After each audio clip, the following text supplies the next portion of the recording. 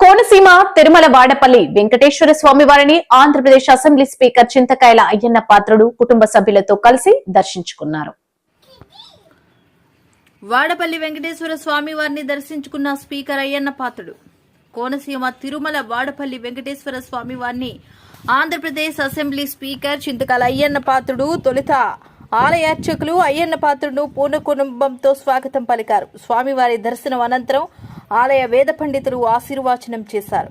ఆలయ చైర్మన్ ముదునూరి వెంకటరాజు, ఆలయ deputy commissioner Nallam సూర్య Chakradhar Rao, Bandaru Satyananda Rao, తనయులు Bandaru Sanjeev, MRO, police అధికారులు, ఆలయ అర్చకులు, ఆలయ సిబ్బంది, పంచాయతీ అధికార కూటమి నాయకులు తదితర అధికారులు పాల్గొన్నారు. చాలా సంతోషం. ఎందుకంటే చాలా రోజుల నుంచి నేను ఈ వెంకటేశ్వర స్వామి దేవాలయం గురించి విన్నాను.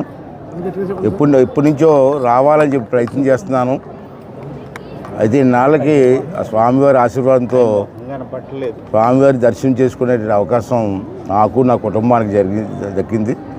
ఎందుకంటే ఇక్కడ స్వామివారి ప్రచారం జరిగినప్పటి నుంచి కూడా చాలామంది భక్తులు, నేను మధ్యకాలంలో దేవాలయాల గురించి విశ్లేషణ చేసినప్పుడు వాడపల్లి వెంకటేశ్వర స్వామి దేవాలయం గురించి చాలా పెద్ద ప్రచారం జరుగుతుంది. ముఖ్యంగా నాకు తెలిసింది ఏంటంటే, నేను ఉత్తరాంధ్ర నుంచి వచ్చాను కాబట్టి, విశాఖపట్నం జిల్లా, అనకాపల్లి జిల్లా నుంచి, ఉత్తరాంధ్ర జిల్లాల నుంచి మీకు వచ్చే భక్తుల్లో నాకు తెలిసి 20%, 25% ఉత్తరాంధ్ర నుంచి వస్తున్నారు. ఏ ట్రైన్ చూసినా, ఏ బస్సులు చూసినా మీరు వాళ్ళు ఎక్కడికి వెళ్తున్నారంటే స్వామివారి దర్శనానికి వెళ్తున్నామని చెప్తున్నారు. నేను అక్కడ లోకల్గా నేను నర్సీపట్నం ఎమ్మెల్యేగా ఉన్నాం కాబట్టి చాలామంది భక్తులు నా దగ్గర కూడా వచ్చి మరి గుడికి వెళ్ళడానికి వాహనాలు కూడా ఏర్పాటు చేయమని చెప్పి వారు అడుగుతున్నారు.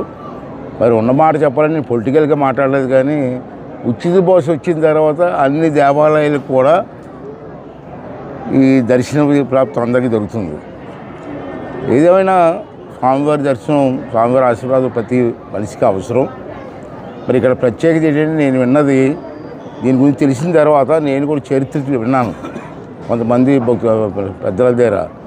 ఇక్కడ ఉన్న ప్రత్యేకత ఏంటంటే, మీ అందరికీ తెలిసిందే, నేను కొత్తగా కాదు, 7 శనివారాలు, ఒక శనివారం వచ్చి దర్శనం చేసుకుంటే 7 శనివారాలు వస్తే స్వామివారి ఆశీస్సుల కుటుంబానికి, భక్తులకి ఉంటుందన్నటువంటి ఒక నమ్మకం ప్రజలకు వచ్చింది.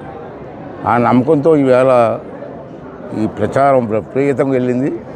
భక్తులు కూడా వచ్చిన వాళ్ళందరూ కూడా వచ్చి బ్రహ్మాండంగా దర్శనం ఉందండి, మంచి జరుగుతుందని చెప్పుకునే ప్రచారం కూడా జరుగుతుంది.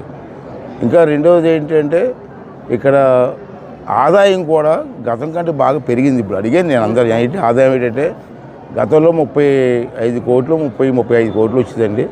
ఈ సంవత్సరం మేము 70 కోట్లు అలాగా ఎక్స్పెక్ట్ చేస్తున్నామని మాట్లాడుతున్నారంటే భక్తుల తాలూకు స్పందన ఏంటో మనకు అర్థమవుతుంది. అది కాకుండా ఇప్పుడు అడిగాను, అన్ని దేవాలయాలు లాగా పెద్ద దేవాలయాలు అలాగా మీరు కూడా అన్నదానం చేస్తారంటే చేస్తున్నామని, బ్రహ్మాండం చేస్తున్నాం అని వాళ్ళు చెప్తున్నారు. చాలా సంతోషం. దేవుని చూసి భక్తి పొందడం వేరు, అన్నదానం వేరు. స్వామివారి గుడిలో అన్నదానం చేస్తే ఆ ప్రసాదం తిని వెళ్తే భక్తులకు ఒక ఆనందం. అంచేత అక్కడ అన్నదానం కూడా ఇవాళ అన్ని రాష్ట్రంలో చాలా పెద్ద పెద్ద టెంపుల్, అన్ని టెంపుల్, తిరుపతి తర్వాత అన్ని టెంపుల్లో పెడుతున్నారు. ఇక్కడ స్వామివారి టెంపుల్లో కూడా అన్నదానం పెట్టి వచ్చిన భక్తులకి టిఫిన్లు, భోజనాలు పెట్టి బ్రహ్మాండంగా చేస్తున్నారు. కమిటీ వాళ్ళు కానీ, ఇక్కడ ఉన్న అధికారులు కానీ అందరూ కూడా బ్రహ్మాండంగా చేస్తున్నారు. పూజారులు కూడా, నేను ఏ టెంపుల్కి వెళ్ళినా నాకు బాగా, నేను కొన్ని టెంపుల్స్ రన్ చేస్తుంటారు మా ఊరిలో, నాకు బాగా అనుభవం. పూజారులు చెప్పే మంత్రాన్ని పెట్టి పూజారులు ఎలా చెప్పేస్తారు నేను. అంటే ఇవాళ వారు మంత్రోచ్చరణ చేస్తుంటే లోపల ఎంత ప్లెజెంట్గా ఉందంటే, ఆ దేవుడి మీద దృష్టి వెళ్ళింది.